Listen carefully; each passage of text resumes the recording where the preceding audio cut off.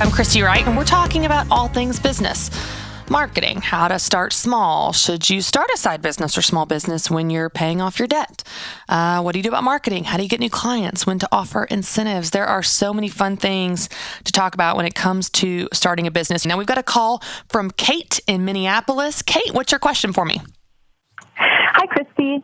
I recently launched my online personal training Facebook page, and I'll be starting group fitness classes soon. So my question for you is, at what point should I consider offering discounts or incentives, especially as I work to build my client base?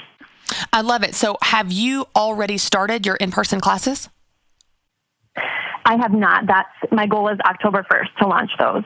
Okay, awesome. So I would say when you're starting out is a great time to offer incentives as kind of get in on the ground level. This is a kickstart bonus. This is a grand opening bonus or incentive or discount or whatever. All of those things would be to communicate, we're only doing this because we're new.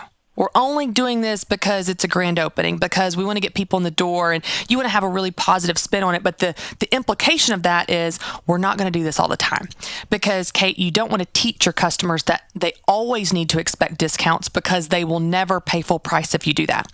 So you want to have a set time that you say, okay, between now and October 1st or whatever time frame that you want to offer these incentives and discounts and coupons and specials, invite a friend, buy one, get one free, that type of thing, to get people in the door, to generate a lot of buzz about your grand opening. That's an awesome time to do it.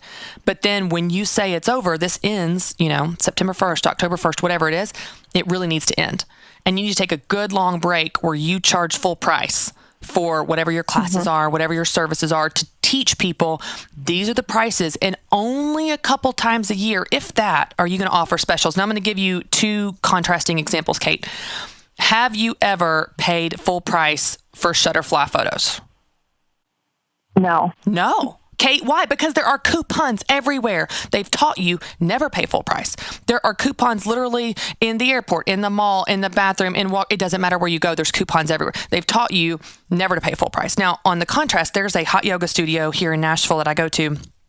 They almost never run sales or specials.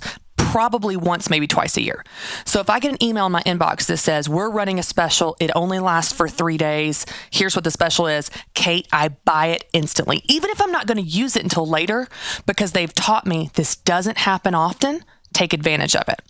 And so that's what you want to do. You want to be more like the yoga example, not the Shutterfly example, because it's creating excitement around these sales. It doesn't become something that they are entitled to, that they expect, that in fact they won't pay full price because you've taught them that they're going to expect the next coupon, expect the next special. So I would do a great grand opening special, give them an end date, this ends this date, and then really let it end. And I wouldn't do another special or discount of any kind or any type of incentive until maybe the holidays. And then you could do a fun Christmas campaign of, buy a gift card, that type of thing, because you've given it a nice break. And then again, after the new year, give it a long break. Just let there be at least 3 to 5 months, 3 to 4 months at least, in between your specials, so that people don't become entitled and expect it. So I hope that helps.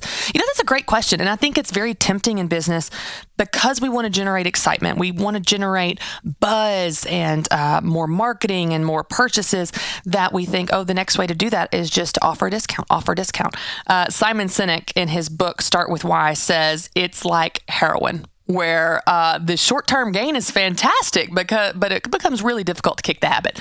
Now, that may be an exaggeration of an example, but you know what? When you teach your customers that they don't have to pay full price, it becomes really hard to kick the habit.